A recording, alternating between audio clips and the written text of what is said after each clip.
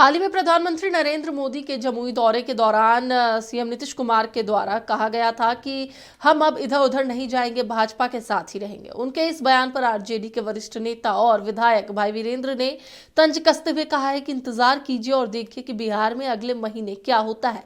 इसके साथ ही शिक्षकों की नियुक्ति पत्र और एग्जिट पोल को लेकर और क्या कुछ कहा, आपको सुनाते हैं।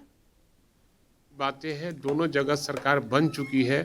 23 तारीख को केवल घोषणा होना बाकी है और इंडिया गठबंधन की बहुमत के साथ सरकार बनेगी। वो हम नहीं कुछ कर सकते हैं, इसलिए चिराग पासवान का वो व्यक्तिगत मामला हो सकता है, उनके चाचा भतीजा का मामला है। पशुपति पारस एनडीए छोड़ने की बात कर रहे हैं, क्या महागठबंधन उनका स्वागत करेगा? हमारे शीर्ष नेतृत्व इस पर तय करेंगे कि लेंगे नहीं लेंगे, ये हमारा शीर्ष नेतृत्व तय करेगा।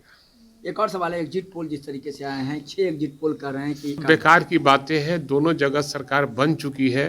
23 तारीख को केवल